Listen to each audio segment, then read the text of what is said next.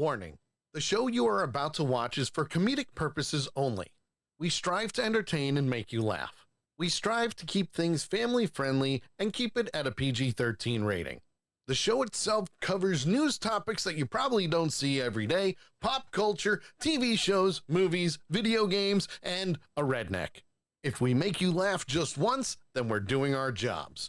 If you get offended in any way whatsoever, go cry to your mom because these two military veterans don't want to hear about it. So sit back, relax, join in on the shenanigans, and enjoy the show.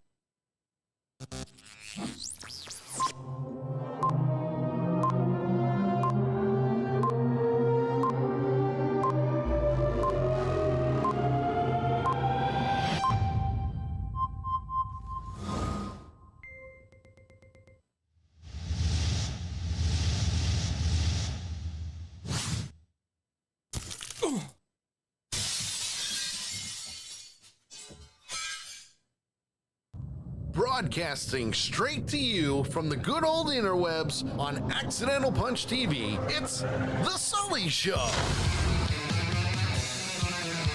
Starring JT Hollis and the not-so-mastermind of the entire program, Sully. Join us in our viewer chat. And now, here's Sully. Well, sure, I'm here, I think. Hello, everybody. Welcome to the show. Yes, dressed in one of many costumes that I own because, you know, why not? Why not? With me today, as always, is my friend, my redneck brother from another mother.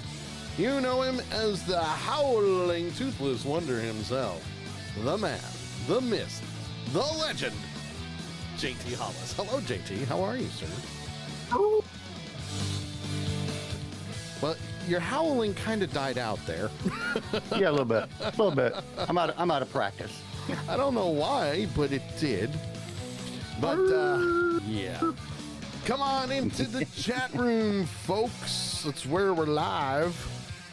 Where we're live. I'm trying to go live on TikTok, by the way, because why not? I'm also trying to get all my Halloween stuff to work because for some reason it didn't want to work and my hat is a little crooked. But yes, for those that are wondering, here I am. You found me. After all of these years, yes. Yes, and yes. Oh, I thought that was about me finally taking my makeup off. Oh no. I'm sorry. No, that's not how it works. Not how it works at all, sir. Not at all. All right. Hold on. Oh well. No big deal. So I'll survive. So yeah, according to TikTok, it just told me that I should use wired headphones. No, I'm on Bluetooth. Yeah, I told you that last time too. It's all good. There we go. We do have we got wireless headphones going on. You know. So. Yes. Well, you shut up and leave us alone. You do. There's JT. He'll have Halloween stuff in a minute because for some reason it just was not working the way I wanted it to. Not cooperating with you. I got to tell you, and this will give you a chance to work on what you're working on. I'm actually a little bit sad tonight. Why is that? I'm actually a little bit sad tonight because the weather is messing with my Halloween decorations. Really? Yes. My Halloween decorations have held up through rain, heavy rain. Yep. An inch and a half of freaking snow last Halloween. Okay. But the one thing they can't really deal with is heavy wind. Really? Heavy winds are an inflatable's worst enemy. Okay, I can see that. And we're having 40 to 50 mile an hour gusts with sustained winds. Try again? Sustained winds of around 30 to 35. Wow. Want to say hi to everybody who's joining on TikTok right now. Hello. Good to see you. We love it. We love it. Have some fun with us. You can hear JT. You can't see him, but he's here. He's here. That might be a good thing the way I look tonight. Holy crap, man. I mean, he looks really scary. So if you do want to see what JT looks like, you can go to twitch.tv/accidentalpunch. That's where he is. You can't miss him. Join the punchers in the Twitch chat. Yeah, join us. Have some fun with us. See, I got my Halloween stuff up for me, but JT's camera is not working right. And I don't know why. No, that's not a real surprise. I know. If there's not one camera, it's the other one. Right? So real quick, let's say hi to everybody that's hanging out in the chat room with us. Sure. All of our punchers on this Halloween week. Yay. 2 days from now. Woo-hoo. Yeah, buddy. Yeah. First in the room tonight, the silent third member of the crew and our tarot card reading mama. Yes. The one and only Lady Death, aka Nikaya. Yes. We also have the master of useless information, Big Tank, is with us tonight. The master of the clip. Not I don't T, know. E. Clip. I don't know if that's The one and only possible. The one and only Sammy is with us tonight. Let's see who else. We got the wonderful Vera Lynn with her much worse half, Mr. Mess. They're both with us in the chat room tonight. Great to have them along. And the Puncher's Alcoholic, I guess we could call him. The Puncher's Alcoholic. Okay. All right. Well, the second Puncher's Alcoholic, because the first one would be Echo. True. So, but the one and only Viking Brewer is here with us, and he actually spoke up early tonight. So great to have you along. Who? Guess what? Guess what? Twitch milestone I have reached tonight, sir. What Twitch milestone have you reached tonight? 75 streams in a row. Well, I think I got you beat on that. Well, you should. Just saying. Right. Just putting it out there. But yes, I mean, I can see it being a thing. I can see it being want to thank Mr. Mess for subscribing to Tier 1. Tier 1, yay. With us. They've subscribed for 3 months now. Thank you, sir. Hey, Moobot worked. We love it. Moobot worked. Yay. We like the Moobot. Brewer says, geez, I'm not even the number one. Got to work on that, I guess. No, so I don't think you'll ever reach number one for being around. Mostly because... Or even for the alcoholic. Yeah, mostly because we've got so many people that have been here before you that, yeah, their livers are pretty much dead. I mean, dead. Yeah. You know? Yeah. Western Echo would be the finest example of that. Yeah. Want to say hi to, let's see, the Flying Nun, Dean, Mel S., Adenia, Cheho. Hope it's Cheho. Kelly, who just joined, all on TikTok, by the way. So only my second time going live. I'm still learning the whole live thing, but by all means, help us out. Help us out. So for those, when you see me turn and look, I got my phone right here. I got to set up like another Kindle or something to do the video for me on Twitch, on TikTok. There you go. So that way it's there. I wish they could see what I was doing now, like through Restream and everything, but I can't do that yet. So, right. Yeah.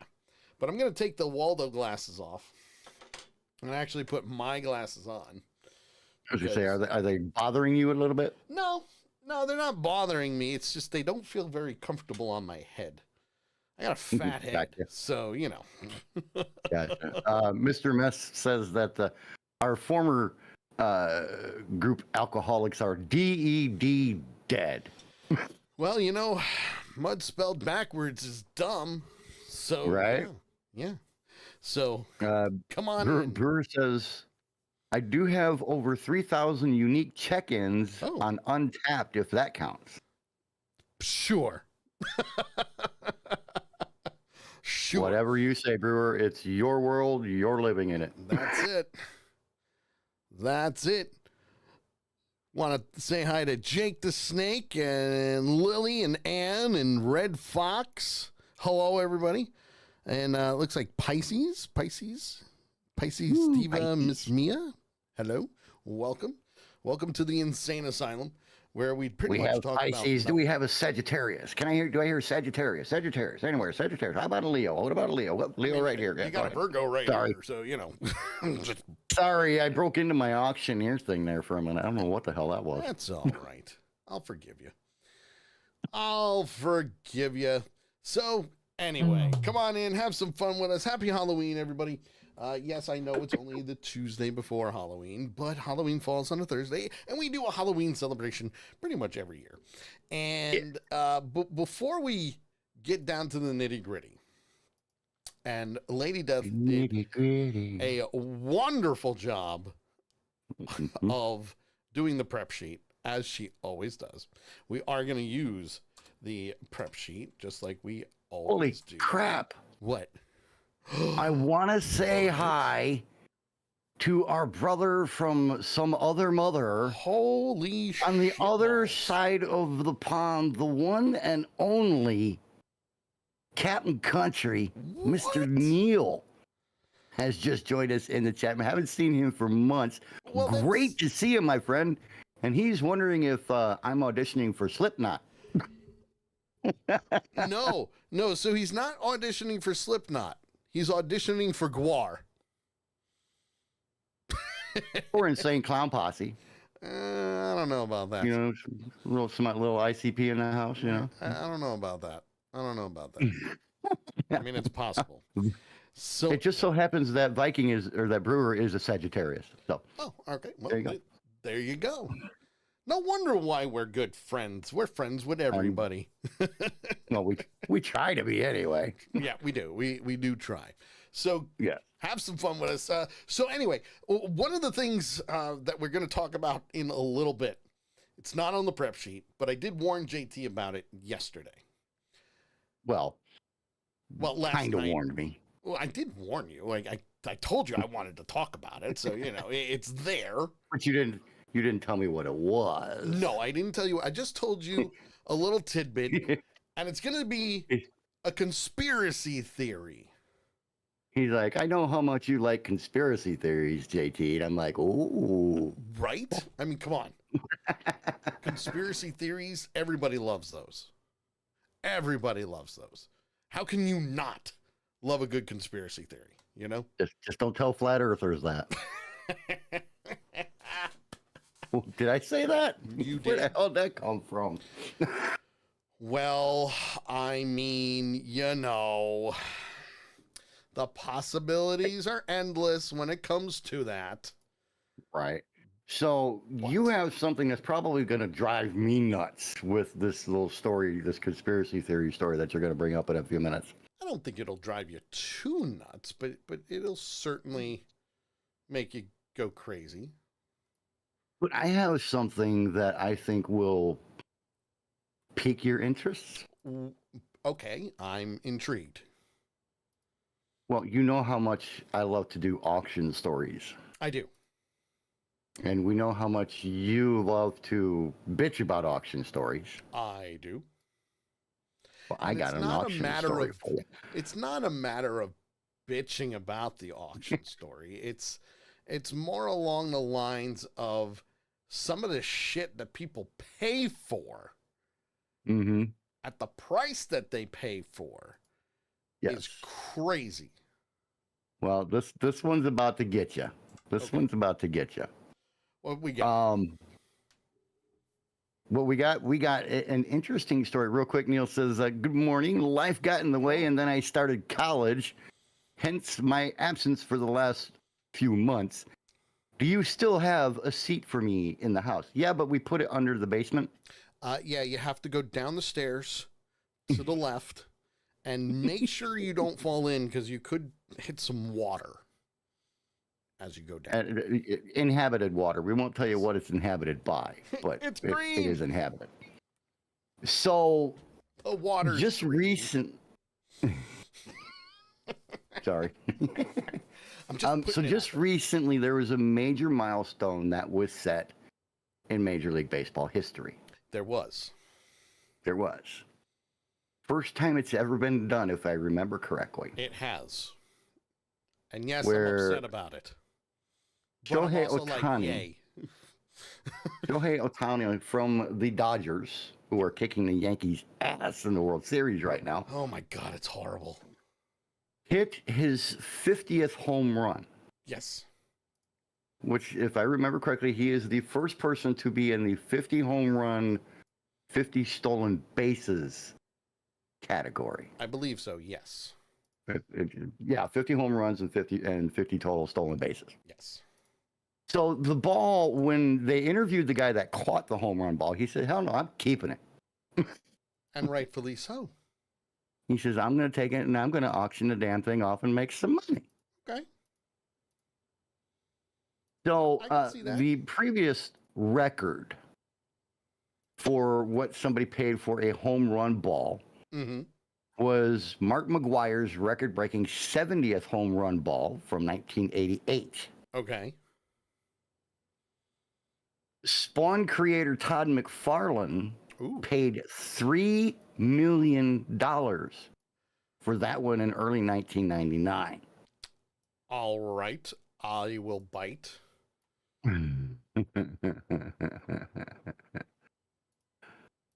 I mean 4 that either way. million or $4.392 million That's crazy. was paid for the 50th home run ball from Ohtani. Seriously, that True. is crazy. Right. Now, here's the interesting thing about it, okay? Mm-hmm. Through litigation over the ball's initial ownership. Okay. So who owns the ball technically is still up in the air. An agreement was reached between the auction house and, quote, all parties involved Okay. that allowed the auction to proceed and conclude apart from the lawsuits filed over the ball's ownership. So dude's selling the ball Mm-hmm. that he caught that is technically his, that all these other I'm like the Dodgers and Ohtani and all these other people are saying it should be our property. I mean, yeah, I think even Major League Baseball is involved in it too. I'm gonna have to respectfully agree to disagree. Well, I think that's what's going on. I'm not sure on the whole, lawsuits and legal crap that's going on. Okay. But the cool thing is that all the parties involved or vying for the ownership of the ball have agreed to convey any and all of their ownership interests in the 50-50 ball to the winner of the auction, giving the winner full assurance that they will receive free and clear title of the 50-50 ball. The nearly $4.4 million paid for the ball will go into an account until ownership lawsuits are resolved.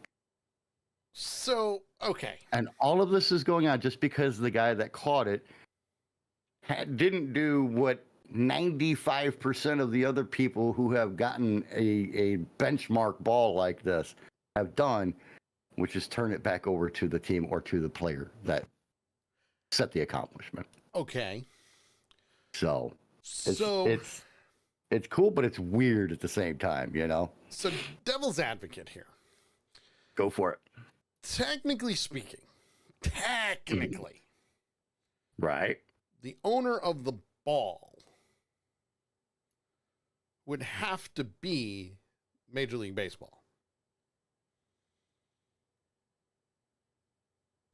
Technically speaking. I mean that would be like 7 levels deep of technically, but yeah. Right. I would agree with that. The pitcher doesn't own it. The batter doesn't own it. Technically, the team that supplied the ball would own it. Well, I mean, if you want to go that far, wouldn't it be property of Rawlings? Well, that's the other thing. If they I mean, purchase the ball, we could go down the rabbit hole from hell on this. hands down, we can go down the rabbit hole from hell. But think of it this way, okay? Okay. And I'm just seeing this from a devil's advocate standpoint, which tends to get me in trouble a lot. just a little bit. Just a little bit. Just a tad bit, see? You do love playing the devil's advocate role. I will say that. You jump into that role that fast.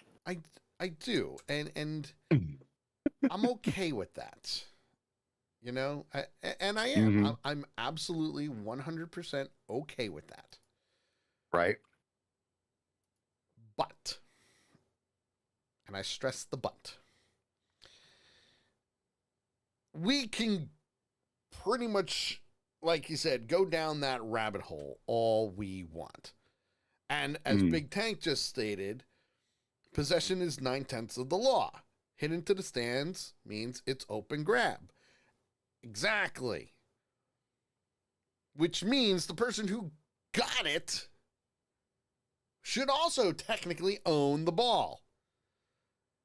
And as I like to say, like once something is sold. So for example, let's just say you go to Toys R Us, right?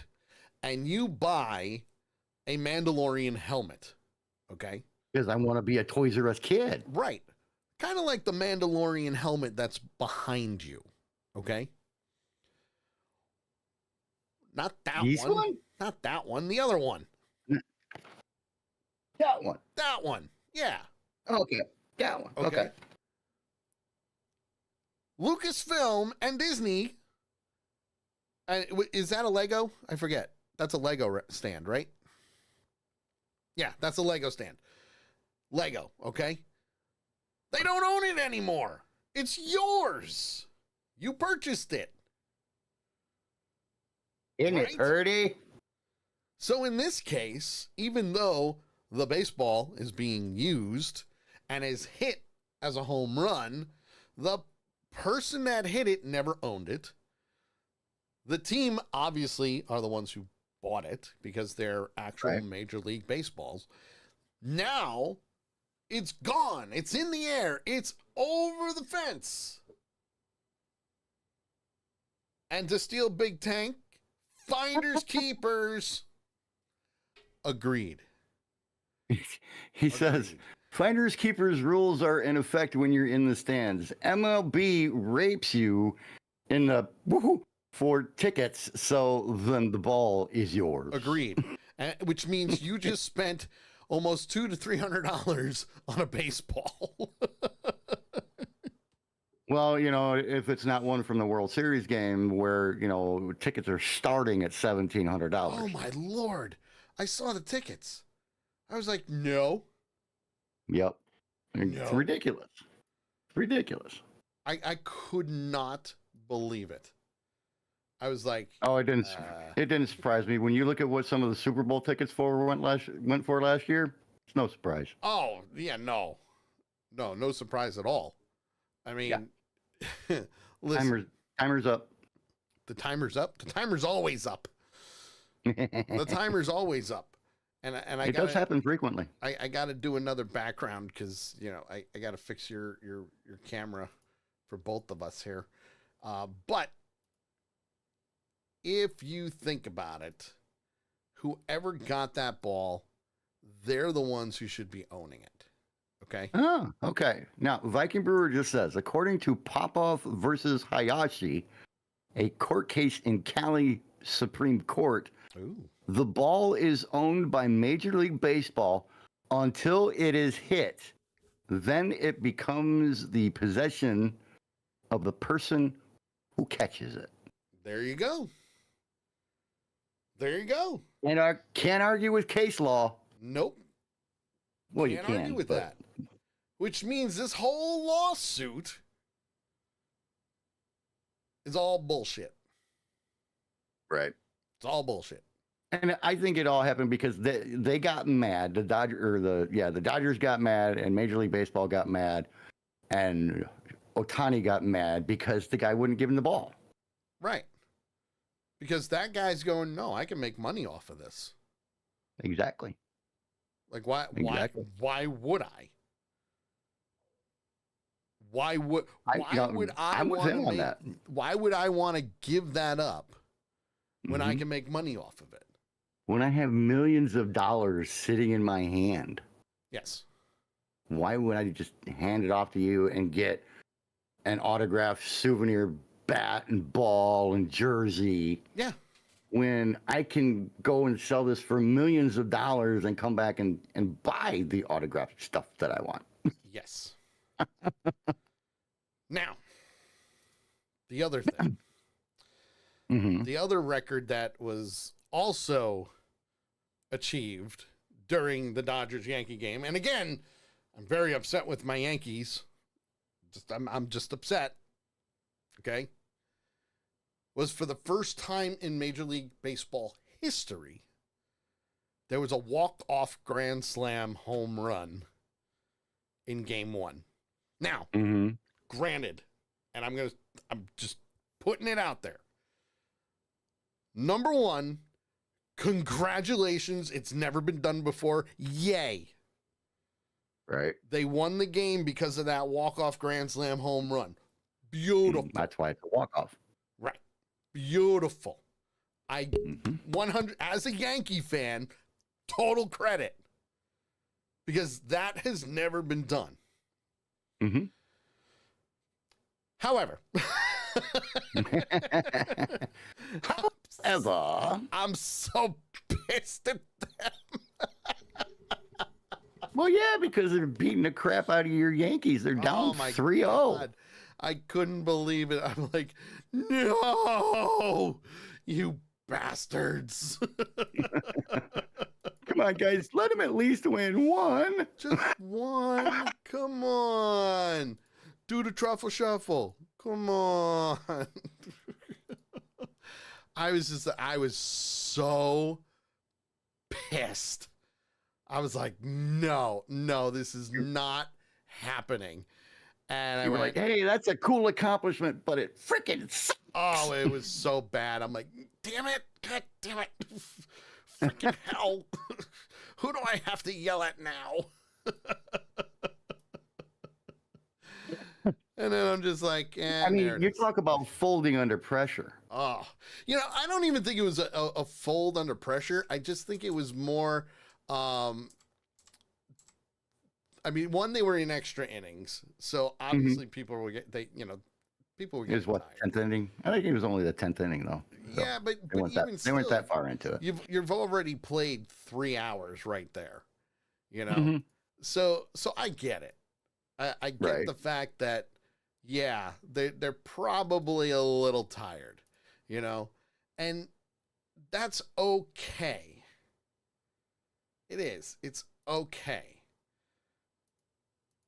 But as a Yankee fan, I'm also like, you bastards. Right. Like, Well, I mean, son of a bitch. look at it this way. At least they didn't pull what the Brewers did. Well, yeah, that's true.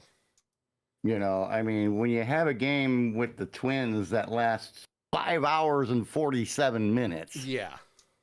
which, by the way, is the longest game in Major League Baseball history. Is it? Yep. No. Oh, wait. Colorado's Wikipedia. got that game. Here we go. Game lasted 33 innings with 8 hours and 25 minutes of playing time. The first 32 innings were played overnight from April 18th through the 19th, 1981. Really? That's didn't what Colorado come Wikipedia close? says. I'm pretty sure Colorado came close to that. Oh, God. Many times. I want to say hi to the one and only Kosheri. What's up? She's joined us for our show tonight. Great to have you with us. I want to say hi to everybody joining on TikTok. Hello. How are you? JT forgets that Okay. because you can't see him. I can't see anything on TikTok. So, I know. The Pawtucket Red Sox and the Rochester Red Wings, which are AAA International League teams, Okay. played the longest game in professional baseball history over 3 days. Oof. April 18th, the 18th through the 19th, with a total of 33 innings. That's the longest professional baseball game. Now, let me backtrack here. Longest game in Major League history, Major League Baseball history, took place 103 years ago. Woo. Between the Atlanta Braves and the Los Angeles Dodgers, or as they were known at the time, the Boston Braves and the Brooklyn Robins. Okay. All right. Well, there's actually a whole list on MLB.com about this. You know, two future Hall of Famers would take the field during this game. The Braves slick fielding shortstop Rabbit Marinville, and the Robins slugging left-hander Zach Wheat, who would go on to hit a whopping 9 home runs in 1920, good enough for 6th in the National League. Let me see if I get to the numbers here. Let's see. Let's look at it by the numbers. Well, but before you do that, just to paint a picture. Right. The Colorado Rockies in 2008 had a 22-inning game. Okay. They were close. They were damn close. Yes, they were. Very close. Very close. Now, let's see. 26. The number 26. Mm-hmm. Incredible innings in the game. Wow. 186. Oshinger and Kador both pitched the entire game. Woof. Not quite sure how many pitches were thrown, but Kador faced 96 batters while Oshinger faced 90 for a combined total of 186 batters faced for the pitchers. That's crazy. 6:50 p.m. The reason the game ended is also worthy of comment. It was called because of darkness. Fields didn't have lights back then, and games were often called or postponed due to the players, umpires, and fans not being able to see.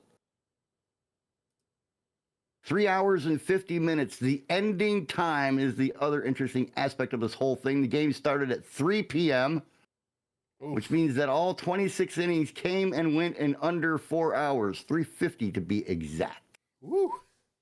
Yikes. And the final score was 5-2. Ouch. Yikes. And that, my friends, is what you call going down a rabbit hole. Yeah, that's big time. Big time. And that's okay. We like going down rabbit holes. Yes, because a lot of times they have some great useless information. They do. I mean, that was a whole shit ton of useless information. But you know what? We got more useless information from the Book of the Useless Information. That's right. Written by Noel Botham and the Useless Information Society. I do not make a penny off of this book. I love this book. You can get it wherever books are sold. And this week, we're still on I'm Ready for My Close-Up.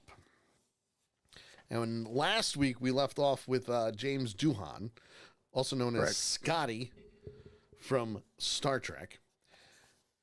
Well, this week, we're going to start off with Jack Nicholson.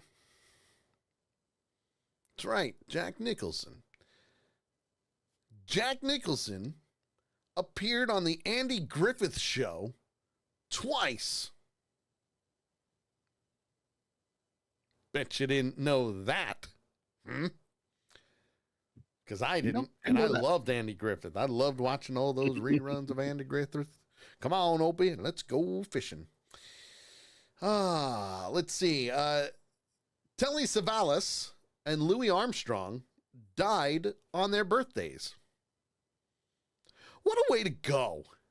What? That would suck. Yeah, happy birthday. Holy crap, he's dead. Right? Oh, and by the way, Vera Lynn wanted to know whose idea it was to dress up for today. Mine. Mm-hmm. Just putting it out there.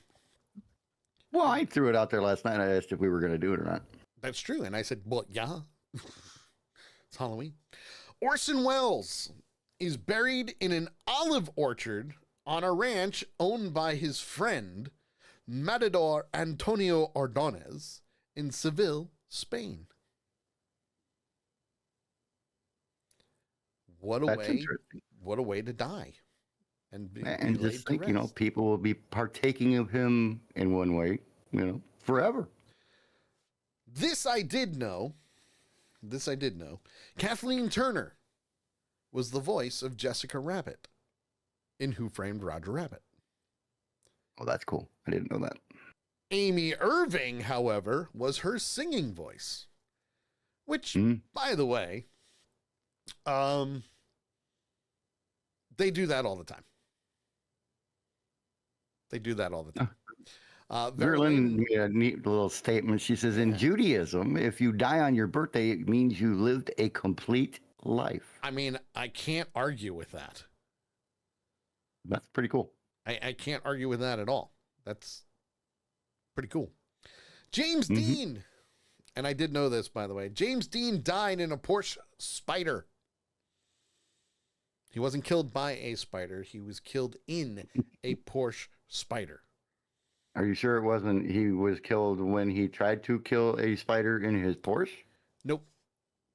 It's James Dean. Come on. Lady that says, knew that. If anybody knows James Dean, you know he was killed in a car accident because he was driving. Anyway, Sylvia Miles had the shortest performance ever nominated for an Oscar. The role was in Midnight Cowboy, and her entire role lasted only 6 minutes. Really? Yep. Did she win? I don't know. I'll have to look that up. I mean, that would be cool if she won for that. Now, I don't know how true this is, only because this book was written in 2006, by the way. Okay. Katharine Hepburn is the only person to win 4 Oscars for Best Actress. Cool. She was a hell of an actress, too. She was. He says, I don't really care for actors or actresses or anyone famous, really. Well, she must not care for us because, we're look how famous we are. We're nowhere near famous. Nowhere near it. Oh, I thought we were huge. No. See, now I'm depressed. No. Especially with the amount of viewers that we have on Twitch, which, don't get me wrong, guys, share the link. Twitch.tv/Accidental Punch. That's where we're live. For those that are on TikTok, tell your friends. Hopefully you're learning something new. Yes, I am dumb from time to time, but I am Sully. And I am dumber. JT. And, we just decided to go live. It's going to be our second time going live. Apparently, I need to go live like multiple times in the week. I want to say hi and thank you to Nicole. What up? Just joined us in the chat room. She says, nice mask and Waldo costume, guys. Right? I mean, Halloween's right around the corner. And Big Tank says it's still true about Katharine Hepburn. Cool. Awesome. Good to know that she's the only woman to win 4 Oscars for Best Actress. And a well-earned status. Yeah. Clark Gable used to shower more than 4 times a day. Well, as much as he was getting, he probably needed to. I would love to see what his water bill would be today. Just today. Putting it out there. He'd own the water company by now. And last but not least, Elizabeth Taylor appeared on the cover of Life magazine more than anyone else. Who? What? Who was that? I didn't catch who that was. Elizabeth Taylor. Ah, okay. Elizabeth Taylor has been on Life magazine more than anyone else. Nice. So that, my friends. Kosheri says, y'all ain't actors or in my eyes famous. I see you guys as family. Aww. Not hopefully not the redheaded stepchild family kind of thing. Yeah. But also, I mean, I technically am an actor. I've done that. I've done movies. I did plays in high school, but that doesn't really count, does it? I did plays too. I was in Greece back in the day. But anyway, that, my friends, is this week's useless information from the Book of Useless Information, written by Noel Botham and the Useless Information Society. You can get it wherever books are sold. And no, I do not make a penny off of that book. If I did, I'd have a link and everybody would be able to go and, check it out and do whatever. So, Yep. Yes. So. Oh, God. Kosher, she doesn't see us as the redheaded stepchild type of family. She sees us as the Weasley family type. I don't know what you're talking about. And Nakai wants to know, is it ironic that JT is that I'm kind of family to her? Well, I mean, technically, in some way, shape, or form, you are family to her. Right. You have children. She is their aunt. I know I say it weird. I don't have any children with her. No. You don't have any children with her, but you have children where she is the aunt or auntie. We have to say auntie. Step aunt. Yeah, step aunt. Auntie, the step aunts. And you like her better than the ex. So we'll just leave it at that. Coach Rie says, so JT, where is Sully? I don't see him anywhere. Oh, my bad. and Big Tank says, Black Sheep family is what we all are. Okay. Nail on the frickin' head. Agreed. Lady Death also says that you kept her in the divorce. Yeah, I was kind of forced to take that one, but yeah, it's all good. It's all good. So what we're going to do is we're going to nail the next wonderful thing here. Nicole just says, wow, I missed a lot. You have missed so much, Nicole, and I've told you this time and time again. Want to say hi to Ulysses, Lindsay, Hugh. I love some of these screen names on TikTok. They're pretty cool. 9 to 5 golfing, nice. Santa Lopez, am I saying that right? Santos Lopez. I love the names. Hello, everybody. If I don't get to all your names, I apologize. But come on in, have some fun with us. We're gonna have some fun. So, JT, do you want to save the dad jokes for another week? Oh no. Are these Halloween-based dad jokes? No. No? Oh. No.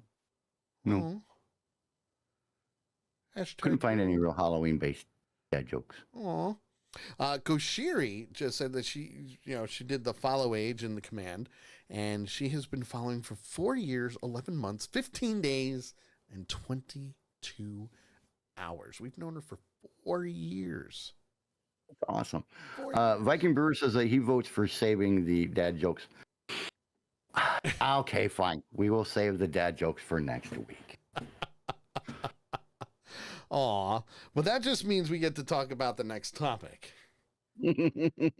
At least for another 15 minutes or so. So, and again, JT is all for a good conspiracy theory. Okay? Oh yeah, love them. Love them. Is when it comes to that type of stuff, he is 100% all for it. Well, I'm all over him. I'm all over him like stink on shit on a pile of poop. And I brought one up to his attention yesterday after the show. So if you didn't watch Avenger Pretenders, shame on you. But this was brought to my attention by a friend of mine. And I've never heard of this conspiracy theory before. Okay. And you know me, I'm all for conspiracy theories as well. You know, aliens and Loch Ness Mm-hmm. monster and all that good stuff. The urban legends that are out there. I love hearing these stories. Well, Right. now, and again, I haven't done much research on it. I've been looking at a few things.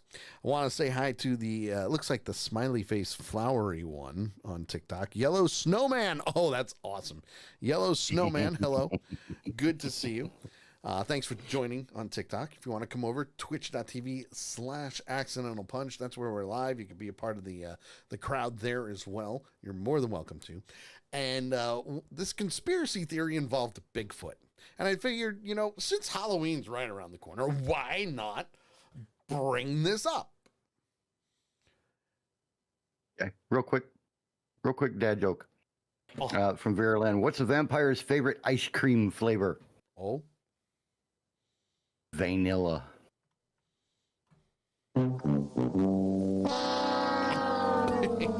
had to hear that sound at least once tonight. Oh, don't worry. You will.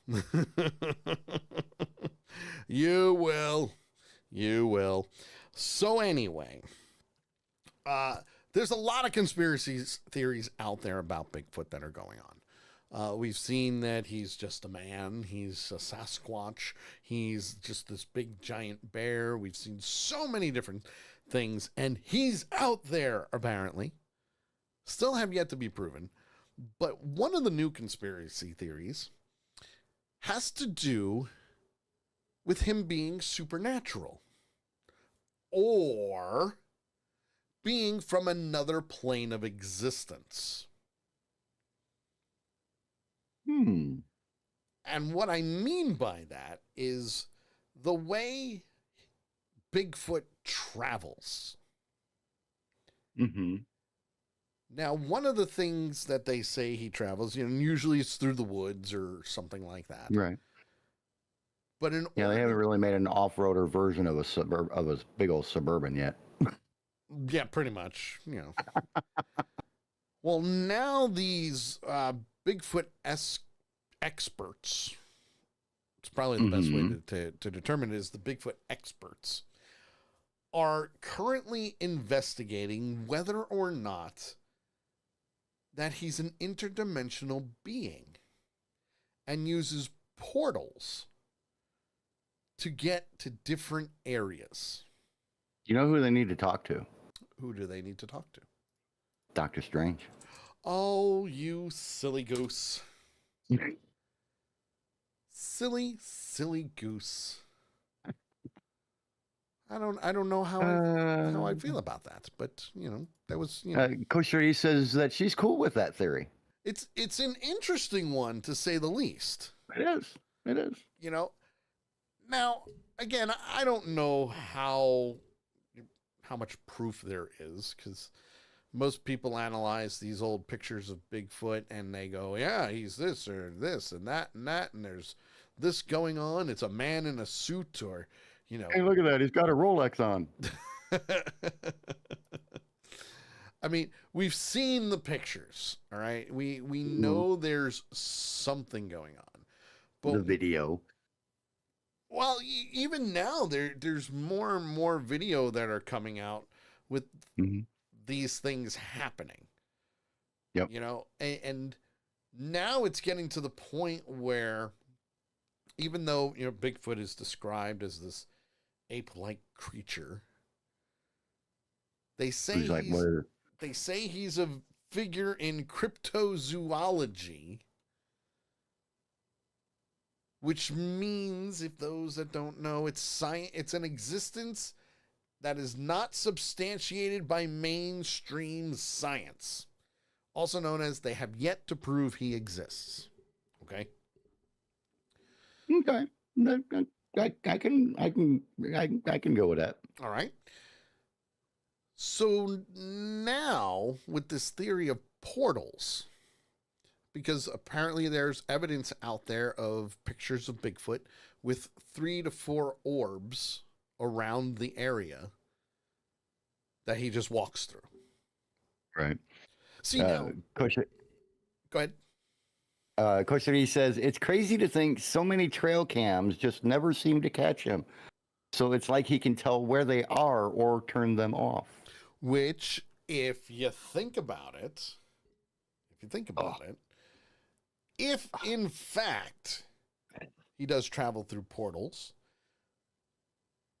energy waves like that could distort cameras and turn them off and do whatever they need to do to disrupt the signal. Or act like a small EMP burst. Yeah. Burst. Yeah. Electromagnetic pulse. Koshiri says, orbs. Makes me think of fairies. Sure. Why not? I'm not going to say no to something like that. So Tinkerbell's hanging out with Bigfoot.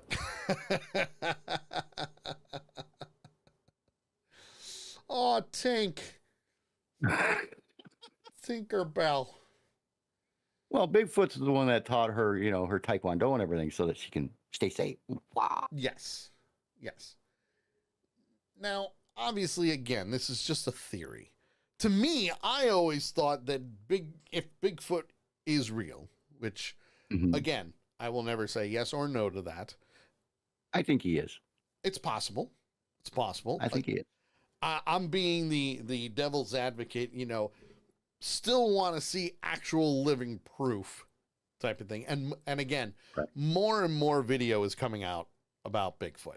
Okay. We've seen them just like the aliens, the UFOs. We've seen that shit happening. By the way, this is a PG-13 show. So yes, I can say that. We usually say one F-bomb and it's usually from the redneck. Kashiri says a theory she heard before is a lot of mythical creatures were aliens either dropped off or experimented on. Right. Mr. Mess has a cool one too. What's the one he said? He says, one of my favorites is the French soldier that woke up after an explosion, speaking English and not understanding French anymore. Interesting. And Viking Brewer just wants to know how Bigfoot would taste. Yep, well, Koshiri's got a perfect answer for that. Game E. Told you hear it more than once. Tastes like chicken, looks like beef. Oh, man. Now, there have been numerous videos out there, one of which is on Sci-Fi Central on YouTube, where they posted a video about almost a year ago now, where they say that the portals are in the trees around Bigfoot, in the forest area, or as I like to call the forest moon of Endor. Mm-hmm. That would make sense. I mean, that's where he's always traveling. Right. You don't see him having a portal coming out by Walmart so he can go pick up groceries. Well, I mean, It'd be convenient, but yeah, no. To me, I would say that's where, the food is. Yes. Yes. I mean, he might have one set up inside a Walmart so he can go in there when it's closed. Possible. And grab some stuff, maybe, Possible. But I don't think he'd be crazy enough to shop at Target. So. But we are seeing an uptick now of investigators, like paranormal investigators, going out and actually looking for Bigfoot. There's more and more people doing it, just like there's more and more people investigating the paranormal, which you guys know as well as I do. Our good friend Dustin Pari from Ghost Hunters and Ghost Hunters International. He's been on the show numerous times before. He's experienced this stuff. He's seen this stuff happen. I got to get him back on the show. Get a cool opinion on from him. Oh yeah, I would. You know what? That's a really good idea. I'd love to hear his opinion on this whole Bigfoot thing, Right. Because one, it's outside the paranormal, and two, with the theory of these portals, I mean, it kind of makes sense. To me, I always thought that he traveled in underground tunnels, which we know there are hundreds of underground tunnels throughout No, the United millions. States. Millions. Millions. Yes. Old coal mines, stuff like that. We know they exist. How far down they go, I don't know. If you can see them, all the way to the pits of hell. The pits of despair. Don't even think about trying to escape. Kosher says, well, we have now proved some science to some of those claims. Yes. Brewer says there's actually a documentary about this called A what? The Bigfoot of Bailey, Colorado and its Portal. A what? A documentary. You mean a documentary? No, a documentary. I know you're doing it on purpose. I am now. I know you're doing it on purpose, sir. The first time I didn't do it on purpose. The second time I did. Coach Sherry says, I still think unicorns are real, but like deer that molt their horns. I mean, it's possible. It's possible. Mm-hmm. Listen, I will always be the first one to say anything is possible. Anything. Yep. Between the existence of unicorns, now don't get me wrong, we haven't seen true existence of unicorns, all right? But it's possible that we just never found the bones yet. Right. To prove that, hey, yeah, maybe unicorns were real. Or it could be like the unicorn in Despicable Me. Right. This is so fluffy. But just like aliens, we've seen video. We've seen UFOs. We've seen this stuff. It's been released that, hey, this shit exists. They're not saying it's aliens, but come on. It's aliens. All right. And as I've stated numerous times, if you think we're alone in the universe, whoa, there's something wrong. Something wrong. I'm just putting it out there. Nakaya says that she thinks the unicorns played poker with the narwhals and lost their horn to the narwhals. Which obviously the narwhals do exist. We've seen them. Yeah. We know they're out there. Coach Sherry says we have found Draken skellies, and I know we finally found out dinosaurs had feathers. Also true. Yep. Also true. And Brewer says you actually had me thinking I spelt documentary wrong. Some people say it documentary. Some people say it documentary. It is a documentary. Just putting it out there.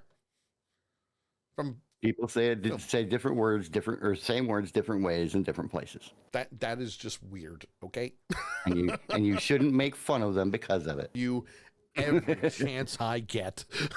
Well, and the funny thing is, I say it both ways. Like I told Brewer, it all depends on how the brain reads it at the time. I know. It's so crazy.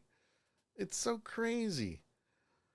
Let's see. There is so on this YouTube channel, the Sci-Fi Central, there's a Bigfoot's portal found in a tree, the Paranormal Highway. It's a 47-minute video. Damn. Of these people going and looking for this portal. And supposedly they found the tree. But not the portal. But they're using all these different instruments that, like, what is it? The instrument to find water. If you use like a forked stick or something like that. Divining rod. Yeah. Some of that. They're using that to try and find these, which, again, more power. Use what you have. Use what you have. Kosher calls them dowsing rods. I'm sure there's different names for all of them. Oh, yeah. But it's interesting to know that there are more and more people going out and finding these things. Just like, unfortunately, and I know I'm going to strike a nerve on JT on this one, because it strikes a nerve with me, that there are people that still believe that the earth is flat. Mm. Did you just see JT just cringed? He just cringed right there. I think it's time for a break. I think you're right, because if we get into the whole flat earth thing, holy shit, people are gonna yell at us, and I don't want people. They'll never watch the show again. Well, no, that's not entirely true. But you know what? Maybe there's somebody out there that is a flat earther that can try and convince me and JT that the earth Come on is down flat. to the show. More than welcome to be on the show. More than welcome. I'd love to know if you can convince us that the earth is flat. I'm going to tell you, good luck. Well, I have the perfect statement to go to break on. Okay. Hate to say it, but 15% of people believe that chocolate milk comes from brown cows.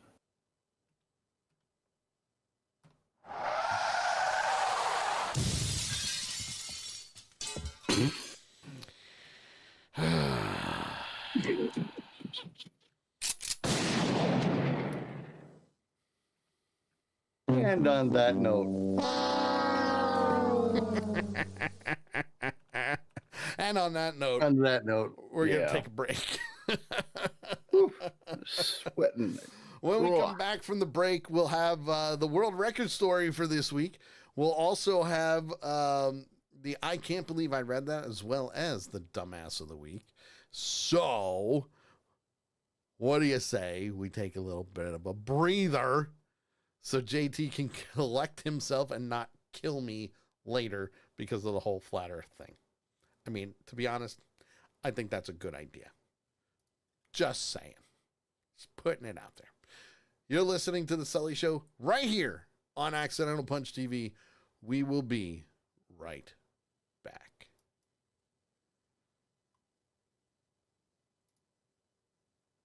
Hi, this is Kane Hodder, better known as Jason from Friday the 13th, Victor Crowley from Hatchet.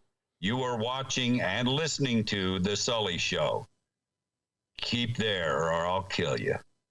When I served, my work was critical, and I don't feel like that's the case anymore. I lost all of my friends when I got out. Had to start my whole life over. I didn't know what to do each day. Then my marriage hit a real rough patch. It got so bad that I was even thinking about suicide. I called the Veterans Crisis Line. I tell my buddies to call in case they ever need it. When I retired, things slowed way down and lots of bad memories came back. I still go through tough times, but I'm glad I called. You are not alone. You are not alone. You are not alone. The person on the other end of the line isn't going to judge. Lots of responders are veterans too. We all need to take care of ourselves. If you're going through a rough time, call the Veterans Crisis Line.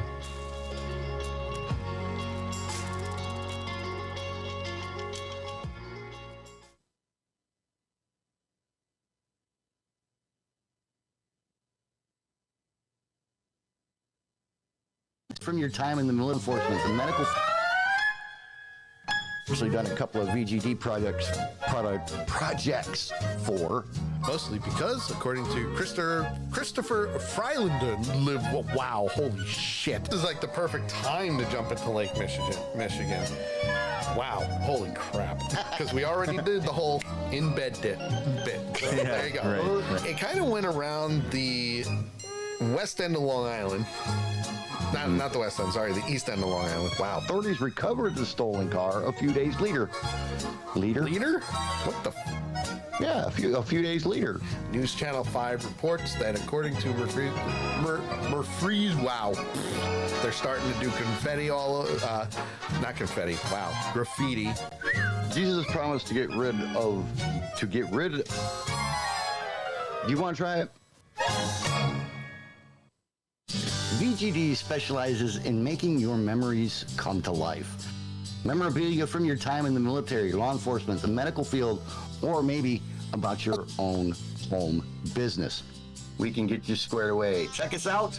Reach out to us at vgdshop.com or on Facebook at facebook.com/Veteran Garden Deco and hang some VGD on your wall today.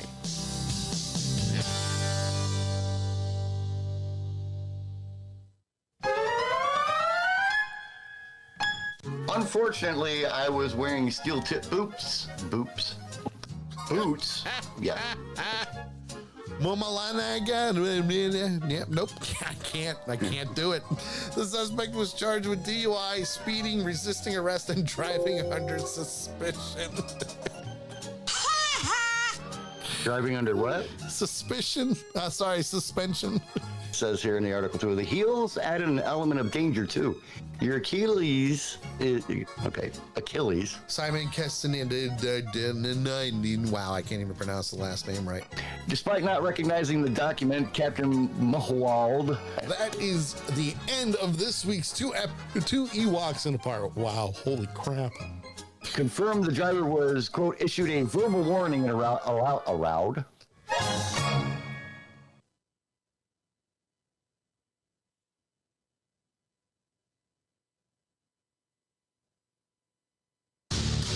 Have you ever been browsing the interwebs and you found that one video or article where you say to yourself, you know, that person's a real complete and total dumbass? Well, if you have, we want it. You can send it to us to accidentalpunch@gmail.com with the subject line, Dumbass of the Week. Tell us who you are, put the link to the video or article right there in the body, and send it on in.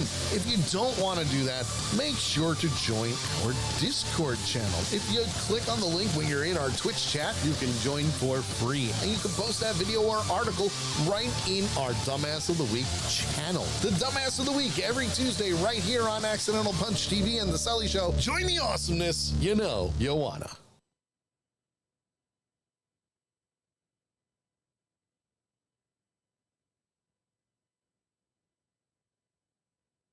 Hi, I'm Dee Wallace, and you're watching and listening to The Sully Show.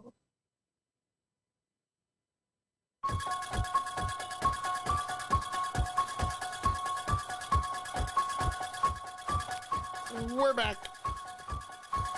Hello.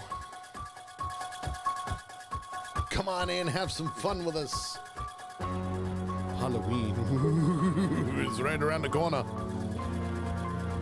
Just putting it out there. By the way, I really want to message our buddy Little Percent because she's dressed up in Halloween outfit today. She's looking pretty good too. As she put it, she's lording over bugs. Kind of want to see what she's doing. See if we can join the live or have her join us. JT's back with us too. There he is. He's not in costume anymore though. Man, I tell you what, man, I lifted it up and sweat just poured everywhere. I had to take it off. I was like, holy crap, man, that thing's hot. You wouldn't think of that a half mask that only covered like this much of my face. Oh, I could tell you right would now. Get that hot. I can tell you that right now because I got to scare all the kids at Little Jedi School over the weekend. And I was dressed as Freddy. And, well, for one, my daughter is afraid of the frickin' plastic mask. And, there we go. Mr. Mess said he had that problem on Saturday night, which he did. He was wearing like a whole black mask and dancing at the same time. And it gets hot in that place real quick. And if you don't know what I'm talking about the Cadillac Ranch. I DJ there. And, it's interesting to seeing some of the costumes, and damn were they good. And for the first time in 18 years, that's how long I've been DJing, 18 years, I was a part of the Halloween theme for the staff. because I found out what it is ahead of time.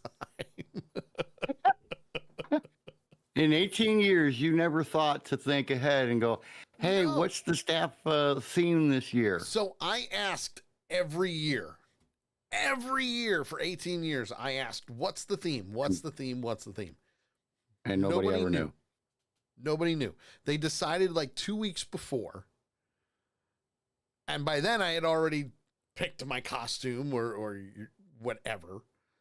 And the fact was they never told me what they wanted to do. So I went and I said, what is the theme? Right. And they said, we're doing dodgeball. And I went, really? That's why you had on the referee shirt. Yes. So the bartenders were the Cobra, Jim, and the servers were the Average Joes. Oh, no. Sorry. Gotcha. The bartenders were the Average Joes and the servers were the Cobra, Jim. So myself and the woman at the door, we both wore referee shirts. Nice. Now, I can tell you this. It is extremely difficult to find the actual referee shirt from the frickin' movie. Doesn't exist. I can see that. I can see that right now. Yeah. So we Nicole says, too bad you didn't make it for the year of the Care Bears. So I did. I knew about the Care Bears after everybody got dressed up, and I had already picked out my costume. Right. As a matter of fact, I think that year I was Jack Skellington. Ah, I remember that one. I've also been Freddy. I've been a bounty hunter. I've been a gangster. I've been Agent 47 from Hitman. Uncle Fester. I was Uncle Fester one year. Agent 47. Love that movie. Oh, Hitman? Yeah. Yeah. Well, I mean, that's based off a video game. And I even shaved my head. Vera says that your wife, Christy, liked Vera's costume. Yes, so Vera Lynn was Megara from Hercules, from Disney's version of Hercules. Oh, nice. Full dress and everything. She looked amazing. She really did. She looked amazing. Of course, when she came in and she said hi to me, I went, where's Hercules? He ain't being Hercules. I'm like, why not? Opportunity missed. I mean, that'd be like me being able to play Schwarzenegger. Hey, they've got body suits. just putting it out there. Right. Nicole just said that she's mad that she couldn't make it this year, but just saying she could have made that movie shirt. It's true. You could have. However, the referee shirt that I was wearing was so light. I loved it. I loved it. And the best part is, so each night I go and I do the rules. The rules of the Cadillac Ranch. By the way, the Cadillac Ranch doesn't sponsor the show. It'd be really cool if they did. Just putting it out there. But when I DJ, we're good. So, one of the things that they did that happened was I went over all the rules and regulations, and Mr. Mess, without missing a beat, and many other people without missing a beat, said, that worked out really perfect. Which is true. Which is true. There's a lot to be said about timing. I orchestrated the whole thing purposely, but I didn't. But you know what? If you can dodge a wrench, you can dodge a ball. Right. Right. Just putting it out there, folks. Putting it out. Very true. Very true. Oh man, oh man. What should we do next? Should we go into the world record story next? I think we should. Yeah, let's get that out of the way. Let's do the world record story. Do I get to show video or pictures? Oh, by the way, I have to announce this. The Yankees are now winning 5-2. They were just losing 2-1. So, yay. And what inning are we in? We are in it's actually the end of the third inning. So we're getting to the top of the fourth. So you still got 6 more innings to screw it up. Yes.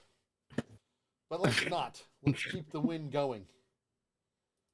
So, yes, today's world record story, this makes 121, my friends. Crap. 121 live shows in a row that have at least one world record story in it. This week's world record story was supplied by the third member of the crew here at the Sully Show, the one and only Lady Death, aka Nakaya. Yep. And this one is an interesting one. It takes us into an area that I don't think we have ever breached before. No. Which is a very technical area, because this week's world record story is the smallest shared inhabited island. Ooh. The smallest shared inhabited island. Now, covering an area of just 87 kilometers or 33 square miles. That's small. Yes, that is small. St. Martin in the Leeway group of the Lesser Antilles. Yeah. Is the smallest populated island to be shared between 2 nations. Ah. Since 1648, the Caribbean, however you want to frickin' say it, retreat has been divided between the French-owned St. Martin in the north and the Dutch-owned St. Martin in the south. North to oregano. I knew you were going to do that. St. Martin's pre-colonial name was Owalinchi, or Island of Women. With the signing of the Treaty of Concordia in 1648, the island was split roughly 60-40, with the French awarded 20 square miles and the Dutch awarded 13 square miles. As of 2009, it's home to a population of 77,741 people, 40,917 Dutch, and 36,824 French. Oh. Yeah. St. Martin is considered an overseas collective of France, while St. Martin is designated as one of the 4 countries in the Kingdom of the Netherlands. Oh. All right, then. Well, I think that's pretty cool. I think so, too. I've never known about that.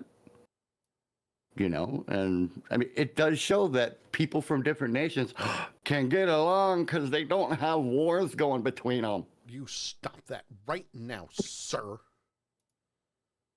Stop that. So there you go, folks. Your 121st live show in a row with at least one world record story in it.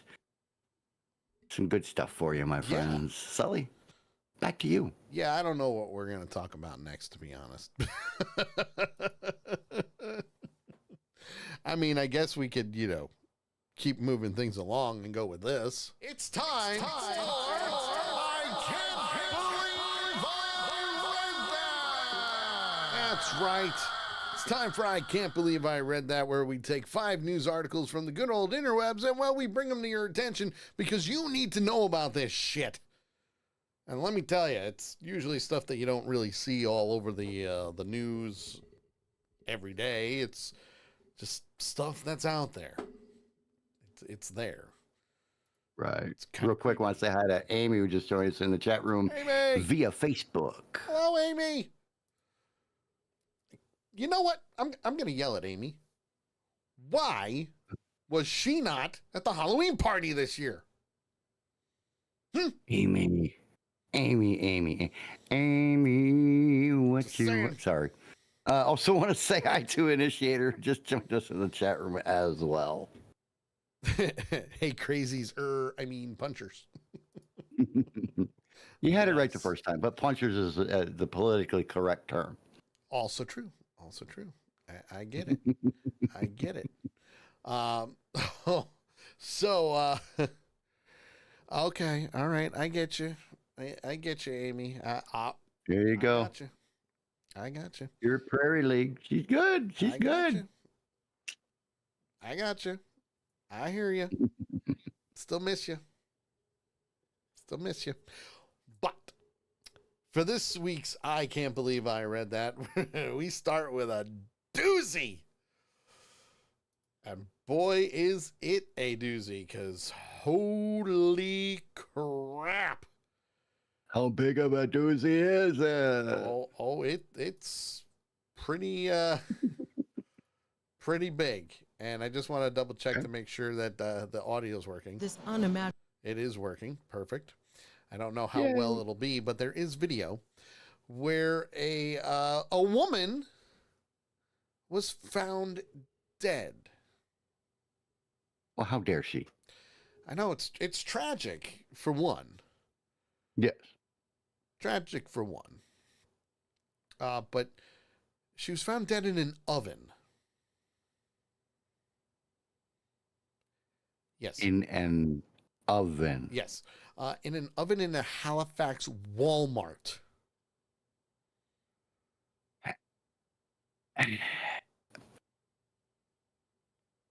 The look on your face alone says it all. Just says it all.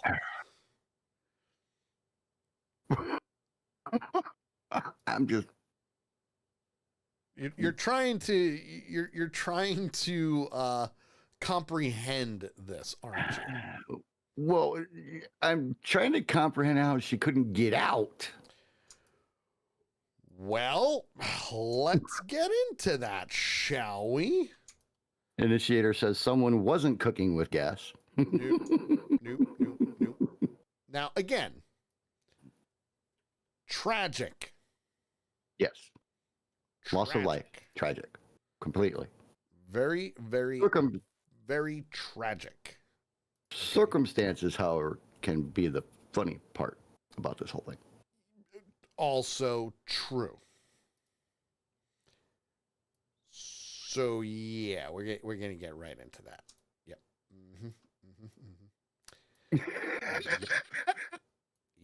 Yep. It's gonna be an interesting one.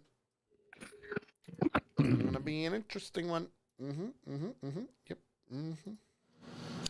Candles flicker at this growing makeshift memorial outside the Walmart at the center of this unimaginable tragedy, where a 19-year-old employee was found dead Saturday inside a store bakery's oven. It's a nightmare. Like, I feel sorry for the family, the co-workers. It's very shocking. It's very sad. She's been identified by members of the Sikh community here as Gursimran Kaur. She recently came to Canada with her mother from the UK. Balder Singh from the Maritime Sikh Society spoke with Gursimran's mother and says he's now working to bring her father to Canada too. If the husband comes here, that will be a really good thing for the family. The Walmart was still open Saturday when a 911 call was made around 9:20 p.m. The Sikh Society says Kaur's mother still opened. I'm thinking the bakery probably wasn't, though.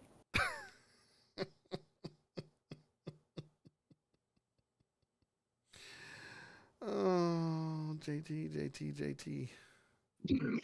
Yeah, I had to go there, didn't I? You did. You did go there. Leave it to me. You had to do it. You had to. Well, it's not as bad as Initiator saying, so buns in the oven? I mean, possibilities are endless, I suppose. Let's go on. also works at the store and had been frantically looking for her daughter. Gursimran apparently hadn't been seen for several hours, and ultimately it was her mother who made the terrible discovery. When she noticed that her phone is not responding, after a while, she found her body in that oven, and that's really said.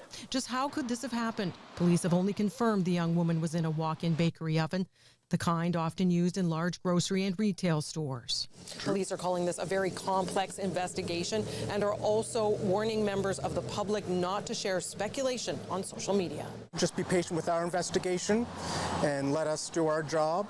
The story now making headlines around the world and on social media. Okay.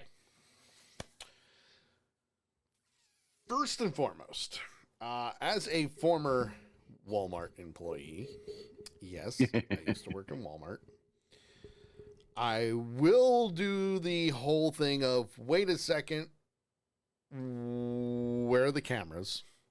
Where's the footage?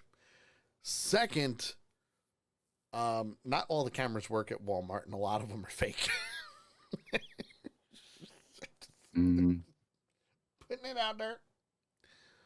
But at the same time, accidents can happen. They can. Accidents can happen. Yes.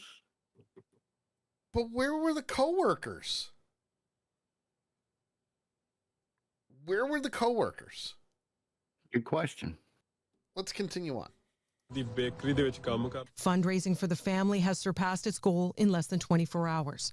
Walmart says employees are receiving psychological support, and those who'd been scheduled to work are getting paid while the store remains closed. Singh, like many learning about this terrible story, doesn't know how Kaur's mother will ever recover. Heidi Petrachik, Global News, Halifax. Well, yeah, you find your daughter in a freaking industrial oven. I can see how that might be a little difficult to recover from. Just a little bit. Just a little bit. I mean, for one, and again, Verlin even says, you know, the ones by the pharmacy aren't fake. No, they're not. We know that. They have to work. But then again, so should every other camera throughout a building as big as Walmart. By the way, Walmart does not sponsor this show, but it'd be pretty cool if they did. And probably won't after this. No. No, no, no, no, no, no, no, no, no. No, no, no, no, no, no. No, no. I have a love-hate relationship with Walmart. You can get some good things for very good prices. However, right. That's a story for another day. Vera says the info that she heard was that the emergency escape button was not in working order. And if it wasn't, that is a huge-ass lawsuit coming to Walmart. Absolutely it is. Not just Walmart, but the brand of the walk-in oven as well. Yep. But at the same time, Walmart's in they're in for whoa. It's more than that, because now you're violating safety codes. Yep. Not a good gonna thing. get involved and all that crap. Not a good experience. It's going to come back to bite them in the ass. And don't get me wrong, I'm sure Walmart will, quote, take care of the family. Yep. As Nikaya says, they're in deep, deep caca. Sure. That's what you want to call it? Sure. Initiator says, watch them settle. You're not wrong. Yep. However, I can see that happening. However, can you really put a price on a life? No, but they usually find a dollar figure. And Mr. Mess says OSHA or whoever. Well, it's Canada, so it would be Canada's version of OSHA if Carol, they have that. Carol, yeah, Carol. She's up in the Great White North. Mm-hmm. Let us know. What's the Canadian version of OSHA, which is basically a workplace safety organization? Yeah. Or anybody on TikTok, if you're from Canada, help us out. And Mr. Mess says, "Cause Canada." So where did that happen? That was Halifax, Canada. Halifax, Canada. Yep. So we're gonna take a short trip. Okay. From Halifax, Canada, to Strasbourg, France. Ooh. However, However, Okay. I need everybody to jump in the time machine here with us because we're going all the way back to the year 1518. What? Yes, the year 1518. And I'm starting to notice in just two stories, there seems to be a little bit of a theme that Nakaya has going for this Halloween episode of The Sully Show. All right. Before you go any further, Lady Death and Amy both said the Canadian Centre for Occupational Health and Safety, which is Canada's equivalent for OSHA. And Mr. cool. Bunky has just arrived and says, come and see the world of OSHA violations. Yes. Absolutely. Yeah, I'm not following you around, Bunky. Especially if you Not keep getting doing it. banned from going live on your TikTok, dude. Just putting it out there. Stop being stupid. So, yes, we are going back to the year 1518 in Strasbourg, France, because we feel like dancing. Ooh, dancing. Why? You shouldn't have. This is the dancing plague. Dancing Queen. No, not dancing queen. Dancing plague All right. of 1518. All right. This was an event in which hundreds of citizens of Strasbourg, then a free city within the Holy Roman Empire, now in France, danced uncontrollably and apparently unwillingly for days on end.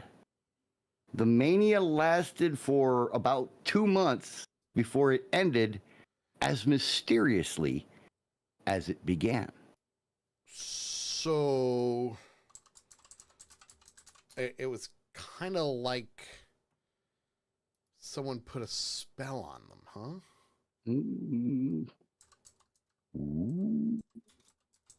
Agatha, God damn it.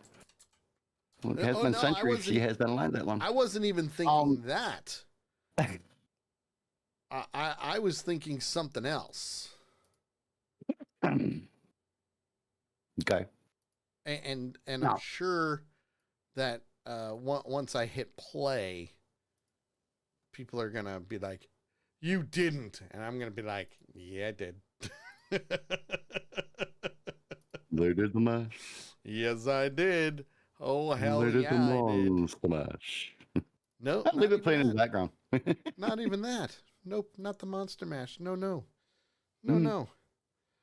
Want to say hi to Mr. Bubble on TikTok? Hello. I put a spell on you. I'm talking about this.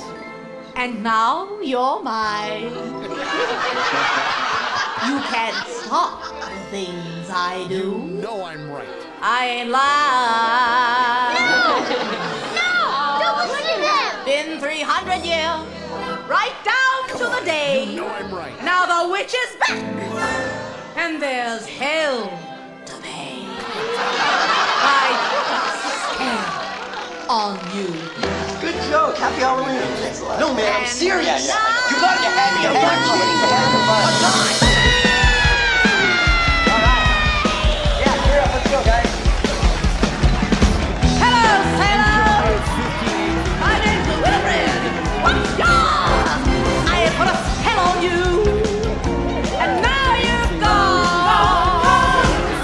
My honey fell on you, and it was strong. Your riches in life have all been cursed 'cause of all the witches working, and the worst I put a spell on you, and now you're mine.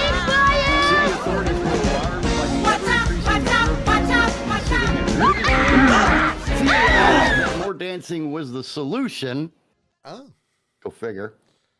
So they arranged for guild halls for the dancers to gather in, musicians to accompany the dancing, and professional dancers to help the afflicted to continue dancing. Oh. Nice. Leave it to the government, right? Government was probably a little bit better than back then. And amazingly enough, this only exacerbated the contagion. Oh. And as many as 400 people Damn. were eventually consumed by the dancing compulsion. A number of them died from their exertions. That's bad. In early September, the mania began to abate. The 1518 event was the most thoroughly documented and probably the last of several such outbreaks in Europe, which took place largely between the 10th and 16th centuries. The otherwise best known of these took place in 1374, when that eruption spread through several towns along the Rhine River. Contemporary explanations for the dancing plague included demonic possession and overheated blood. All right. Investigators in the 20th century suggested that the afflicted might have consumed bread made from rye flour contaminated with the fungal disease ergot, which is known to produce convulsions. American sociologist Robert Bartholomew said that the dancers were adherents of heretical sects. Heretical sects. S-E-C-T-S, not S-E-X. Dancing to attract divine favor. Oh. However, the most widely accepted theory was that of reasons for believing that the dancing plague was a form of a mass psychogenic disorder. Ah, what fun. Right. Funny thing is I don't know what half of these words mean. Such outbreaks. Try again. Outbreaks. No, I don't want to. Are you sure? Such outbreaks take place under circumstances of extreme stress and generally take form based on local fears. You just. In the case of the dancing plague of 1518, shut up. Waller cited a series of famines and the presence of such diseases as smallpox and syphilis as the overwhelming stressing factors affecting residents of Strasbourg. He further maintained that there was a local belief that those who failed to appropriate Saint Vitus, patron saint of epileptics and of dancers, would be cursed by being forced to dance. All righty. I still interesting. I still say it's this then. Oh,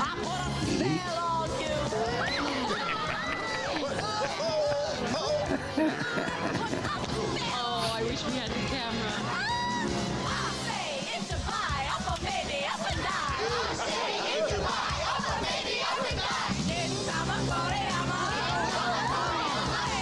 Just saying. So where are we going next, sir, once we get away from the three witches? I mean, I'm just putting it out there that, you know, it's a spell. They just got a spell. Dance until you can't dance anymore. They were infected with the Kevin Bacon disease, even though he wasn't born yet, because we can dance if we want to. We can leave this world behind. Actually, for them, it was we can dance but don't want to. Also true. Also true. So we're coming back to modern day. Coming back to modern day. Let's see. We're going to Target. Well, there's a whole lot of those. I know. I don't know what Target. I don't know where. Because it just says Target. It doesn't really give a location. But one person, and there's video of this, which I will show in a moment. Oh. Went to the self-checkout and found Vitamix ringing up for $0. Oops. Then she goes to customer service. Now, like I said, there is video. Okay. Mm-hmm. It did garner over 26,000 views, which is a lot more than my videos or my live ever does. But again, it's only the second night of going live, so I'm working on it, folks. Working on it. Yes, we are. Working on it. But Vitamix blenders go for $600. Oh. Mm-hmm. And they were ringing up a 0, huh? She knew something was off when she scanned the Vitamix blender and she found it in the clearance section and it rang up at $0. Ooh. So she wanted to know what happened. What happens if you take that Vitamix clearance item to the register and it rings up $0? And for her, there's a little video. I'm going to try and get the video here. I really need to get like a TikTok video type template because I really despise vertical video like this. Just putting it out there. Just saying. Which, aggravates me, but it is what it is. So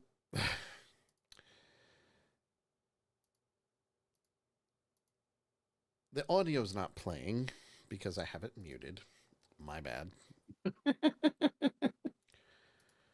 I try again. Oh, I will never recover from the Sully effect. Never. Nope. He created it. He cannot get rid of it. Nope. But, well, did I really create it, though? Yes, you did. Did I? Yes, you did. I still blame It never existed before you. I still blame Ben on that one. It never existed before you. It's Ben's But anyway. fault. It's Ben's fault. So let's take a look at the video here. Clearance item that doesn't, well, it rings up at $0. $0. Taking a screen capture shows the $0. There you So go. I want to know what happens when you find a clearance item that doesn't, well, it rings up at $0. I'd like to know what happens too, to be honest. Mm-hmm. And I'm looking for the follow-up video. Apparently there is a follow-up video. But what she did was a lot of different people chimed in, including Reddit, where an alleged Target employee said that person works for Target. That was $0 because it was discontinued and it was already put on sale. They should have gave it to you at the last price. It was probably less than $100. And then another employee chimed in saying, when an item rings up as $0, the item is supposed to be salvaged out and either be tossed, donated, or sent back to the distribution center. However, it's also up to the cashiers/team leaders to set the price for it. Sometimes they'll do it cheaply. Other times it could be full price. Personally, I would have given it to her for, $0. Just, Well, hey, it rings up as $0. Yeah. Scans at 0. So 0 it is. Just saying. It is what it is. But just saying. So where are we going next, sir? Oh, we're going from some general Target location. Which? To Stoughton, Wisconsin. Wisconsin?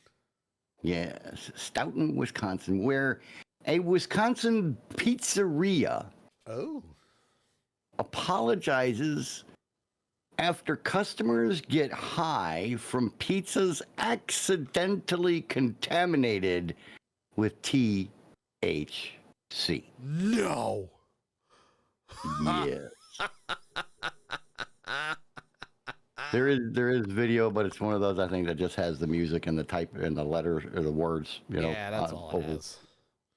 So, a Wisconsin-based pizza restaurant has issued an apology after it discovered that some of the pizza served to customers was contaminated with THC. Officials with Public Health Madison and Dane County stated in a news release that Famous Yeti's Pizza in Stoughton unintentionally served pizza contaminated with THC between Tuesday, October 22nd, and Thursday, October 24th. Woo, just last week.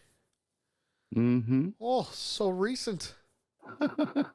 EMS workers in Stoughton had reportedly notified the public health department that they had transported multiple people with THC-related symptoms during that time, all of whom reported eating at Famous Yeti's Pizza. Quote, if you ate the pizza and are experiencing THC-related symptoms, yeah, man, please contact your healthcare provider or call 911 if your symptoms worsen.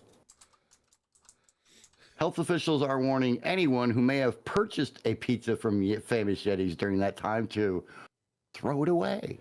Yeah, dude. Listen, I got like a case of the munchies, man. Yeah.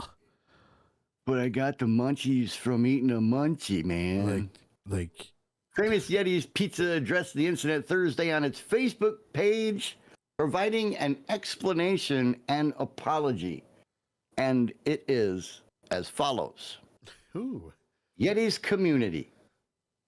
It is with deep regret that we inform you of a potential contamination involving pizza sold between Tuesday, October 22nd, 4:30 p.m. Yeah, dude. And Thursday, October 24th at 12 p.m. After receiving reports from staff, Yeti's owner and employees of unexplained physical reactions, we underwent an investigation with the Stoughton police and local health officials. Today it was confirmed that pizza had been sold with dough mistakenly prepared with Delta 9 contaminated oil. The oil accidentally used in the product originated from a shared storage space in the on-site cooperative commercial kitchen. Really? I mean, sure. Yeah, we want to assure you that all affected products have been destroyed. Famous Yeti's is working closely with local authorities to improve our storage and security protocols to prevent this from happening again. Yeah, don't share your freaking storage space, you dumbasses. Truth. Because otherwise your customers will be like this.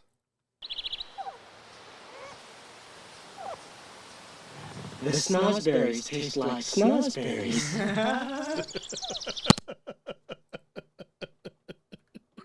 Yes. Famous Yeti's is working closely with local authorities to improve our storage and security protocols to prevent this from happening again and to guarantee the safety of our customers. We sincerely apologize for any inconvenience or harm caused. If you were affected, yada, yada, yada, yada. Blah, blah, blah, blah, blah, blah, blah. As mentioned in Famous Yeti's statement, a public health department confirmed that Famous Yeti's does indeed operate in a building with a shared industrial kitchen where many businesses make food and other products.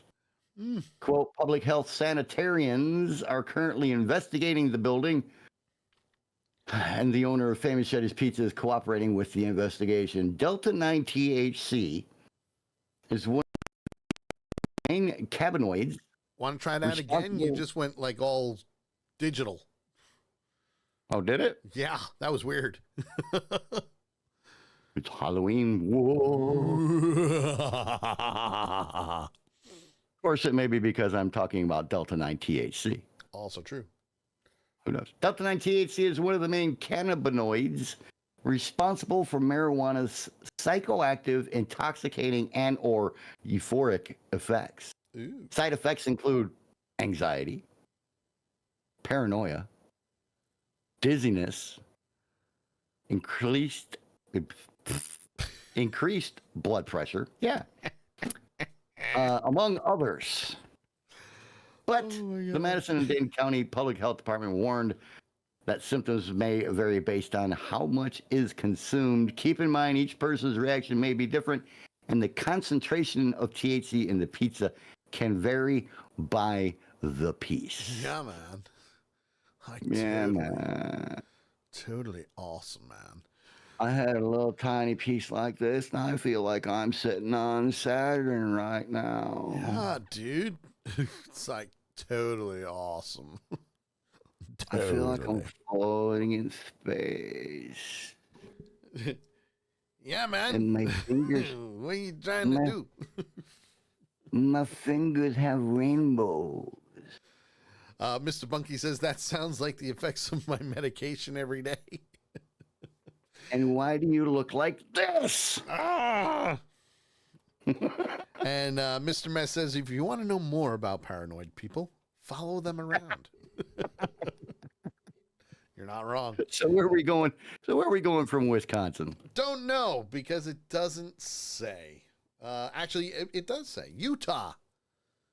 Ooh. Utah. We're going to Utah, where a home warranty company refuses to pay a Utah man $3,000. He says was promised by the company from their AI chatbot that was miscommunicating.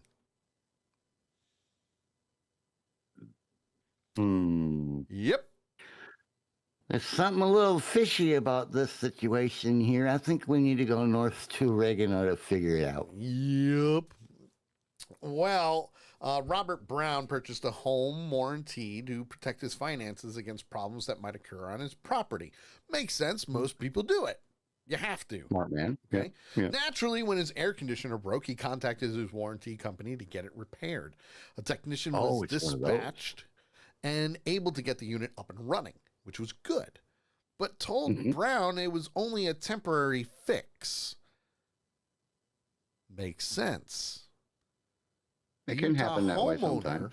Realized he would need to get a replacement, so he contacted the warranty company again and pleaded his case. Brown went online and was connected to the warranty company's chatbot, where he explained what had occurred. And he said, can I just get the maximum payout of $3,000? According to the KLS News, in a story broadcast in September, I will order and get it myself. The chatbot agreed per KSL News, stating, we will proceed with the payout option of $3,000 as per your request. Now, I'm no person to judge, but if the company AI bot specifically said, yeah, we'll pay out. Here's the key. Yep. Is the chat bot authorized to make decisions like that? That is a very good question, because that's going to be the key. Because all AI bots have to be programmed, which means if they didn't program the AI chatbot correctly, who's they're at fault, and they have to pay. Exactly. The chatbot agreed per KLS News, stating we will proceed with the payout option of $3,000 per your request. And Brown said he was assured several times that the money was on its way. But when he called the company after the payment didn't come, he says the business told him the chatbot was miscommunicating with customers and they refused to pay. And as he said, how is that my fault? He's right. He's absolutely 100% right. Yep. So, Brown got in touch with KSL News. They got in touch with the Utah Division of Consumer Protection. And, yep, apparently they've got a whole situation going on. And it's not pretty. Not for that home warranty company, it isn't. Because according to the Utah Division of Consumer Protection, they made it clear that a company can be held responsible for fulfilling a chatbot's promises. Like I said, if it's programmed to do it and it's authorized to do it in its programming, yep, it's the same as an actual person saying it. Absolutely. And it's implemented by the company. So therefore, they are 100% liable. Yep. 100%. I'm with Big Tank, though. Skynet is here. Run! I'll be back. That, my friends, is this week's I Can't Believe I Read That. If you have a news article that you want to share or a video, by all means, you can do so by posting it in our I Can't Believe I Read That Discord channel. Real simple, real easy. And for those on TikTok, yes, I have a Discord. I just didn't put it up in the bio yet, but I will, I promise. And like Nakia says, pay up, bitch. Not wrong. All right. Nope, not at all. Time for this. You people are idiots. Welcome back, dumbass. Dumbass. Got anything for that, dumbass? Well, April Fool, dumbass. It's time for the dumbass of the week. Dumbasses. Dumbass. You dumbasses? 300 million sperm. That's the one that got through. Yes.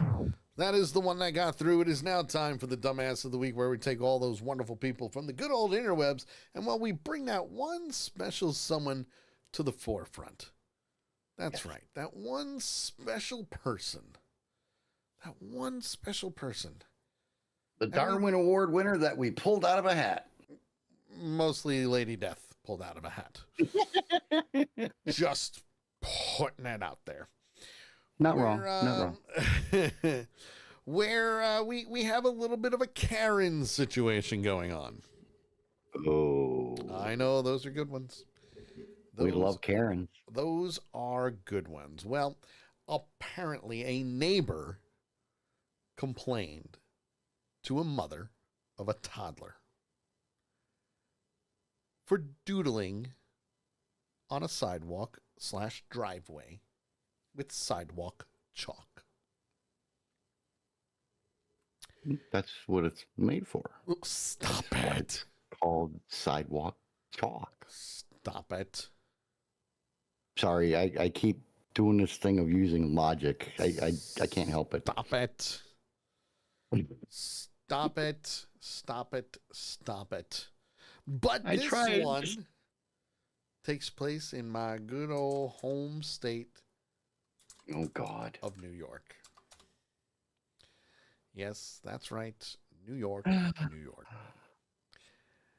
Speaking of New York, the Yankees are still winning 5-4 now. 5-4.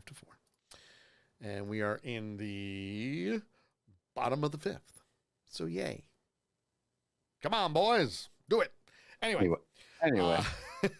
Ashley Woodfolk, a young adult fiction writer in Brooklyn, couldn't believe that someone in her co-op complained about her toddler writing in sidewalk chalk in the courtyard of her building. That's right. That's right. Had to be, there's always one. Mm-hmm. At least one. As she put it, it's incredible to believe that someone would be so shallow that they complain about a toddler drawing in sidewalk chalk. All it takes is a hose or a light rain and the chalk will disappear forever. True. True. Very, very true. Well, there was a little letter that was written complaining about this.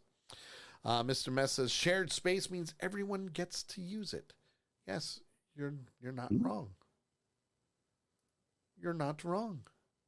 Again, using logic.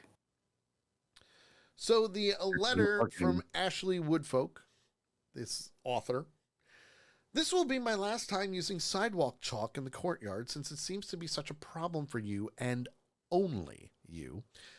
I'm sorry harmless fun that brought my toddler joy has actually helped him learn all of his letters and most of his numbers. His favorites are E and 8. Causes so much distress that you had to complain to the board and waste everyone's time when our building has much bigger real problems. I think you're aware that we're in a pandemic, so obviously this happened in 2020. And while I'd love to take my kid to museums and the movies, I don't feel safe doing that. And sometimes even local parks are more crowded than I'm comfortable with. The courtyard was a safe space, but now there are limits on that too. There are only a few weeks of nice weather left, and I sincerely hope you enjoy the use of the sidewalk chalk-free courtyard for the remainder of the fall. And I hope that every time it rains, rain that would have washed away any colorful ABCs I wrote on the ground, you think of me.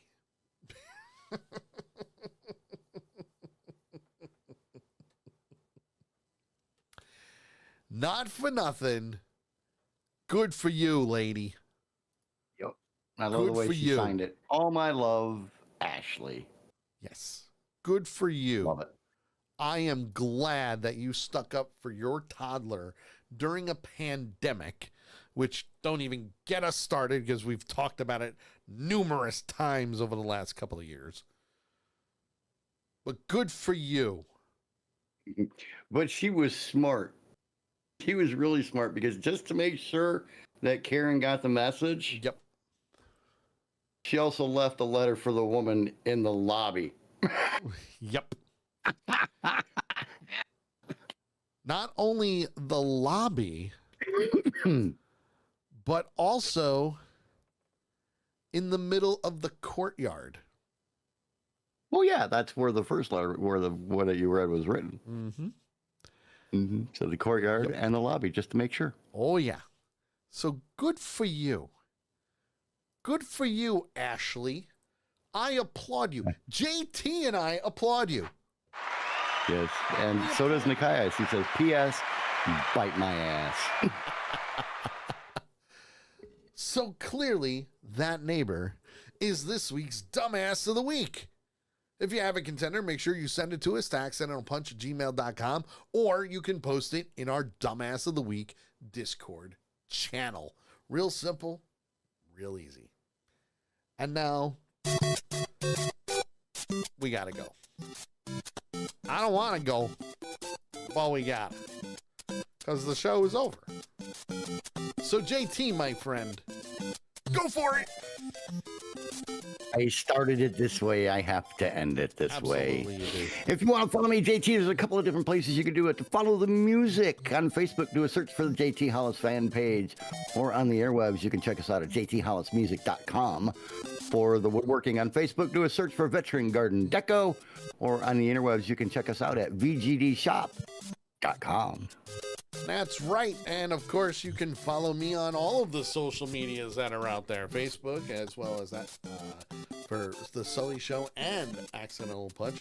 X at The Sully Show at Accidental Punch. YouTube, subscribe to the YouTube channel at Accidental Punch. Real simple, real easy. Ring the bell to be notified every single time that we go live. You can also follow The Sully Show with underscores in between all the words on TikTok. Yes, that's right. I'm talking to you, TikTok. Welcome to the insane asylum. Just putting it out there because I can. Don't forget, we are live next Monday for a special 2-episode of Avenger Pretenders, where we're tackling episodes 8 and 9 of Agatha All Along, which gets released tomorrow. And of course, don't forget to join us every Tuesday at 8 p.m. Eastern on twitch.tv/Accidental Punch, because that is where we're live. Stick around for a raid. Have a happy Halloween, everybody, and we'll see you next week. Bye-bye. Screw you guys, I'm going home. You're listening to The Sully Show. They got the mustard.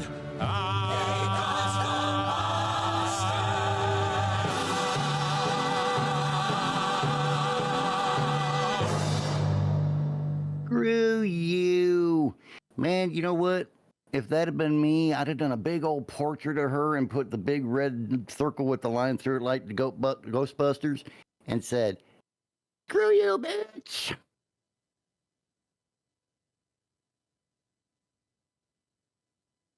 Well, my friends, it is time for us to go. It's time for us to go.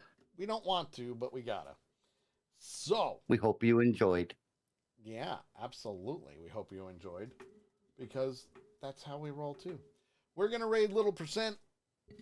Like I said, she's playing a game called Metamorphosis. And she's dressed up. She's dressed up for Halloween, which is awesome. We're dressed up for Halloween as well. Hey, you took your mask off. Really? You couldn't wait like 2 seconds? Well, we were done. We were off the air. Well, I mean, we're still technically on the air. I'm just, Hang on. Putting it out there. Freaking Halloween, Karen. Damn right I am, and I love this holiday because I love scaring the shit out of people. So, for everybody on Twitch, we're about to do a raid, so stick around. Use Accidental Punch logo with Punchers Unite. You can copy and paste the text from our chat room and post it in Little Percent's wonderful chat room. Great group of people in there, and she will eventually be on the show, just like Viking Brewer will be as well. And for those that are on TikTok, thank you very much for joining the live. I appreciate it. Hopefully you'll talk more. Just, it's okay. It's okay to talk more. But yes, we're going to do the raid right now. Have a happy Halloween, everybody. We'll see you next week for Avenger Pretenders and, of course, the Sully Show on Tuesday. The show is now over. Bye.